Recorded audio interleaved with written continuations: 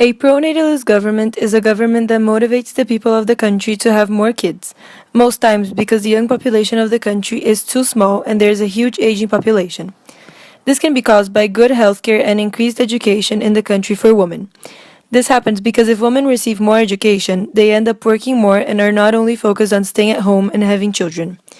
In order to increase the amount of young people in the country, certain measures are implemented, such as giving women long maternity leaves, lowering taxes to families with more kids, and giving parents lower prices on public transportations when they have more kids.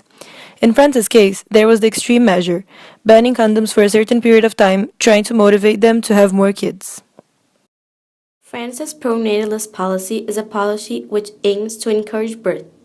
This policy is of extreme importance since in France, people are living longer due to improvements in medicine and others, and there are fewer people being born.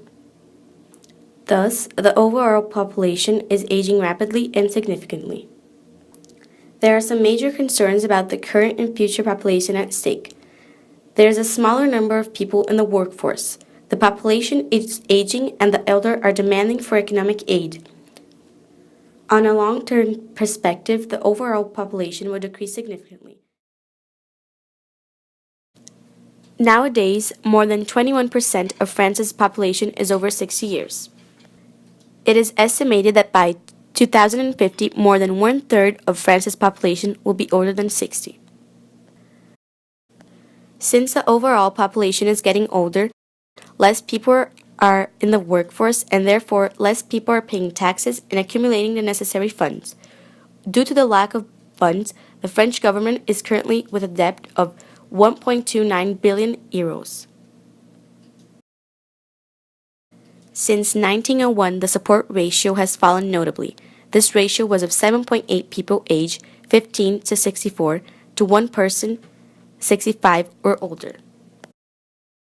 By 1995, this ratio had fallen to 4.4 to 1. Fertility rates have decreased as well.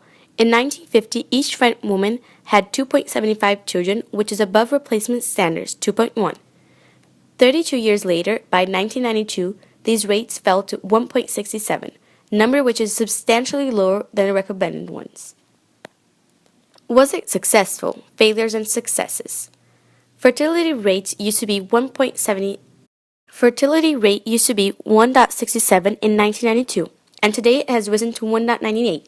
Substantially proving the effectiveness of the Code de la Famille. However, this program is very costly, and it will most likely increase France's debts and thus making it even harder to raise the necessary funds for the elder social health care.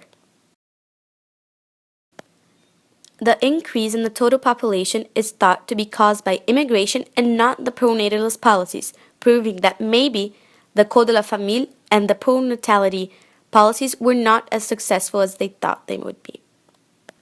On the long run, the policy is not thought to be successful, since it will cost France billions of dollars, and according to recent research done by the UN, France will not achieve their goal of 75 million and will not be above replacement levels.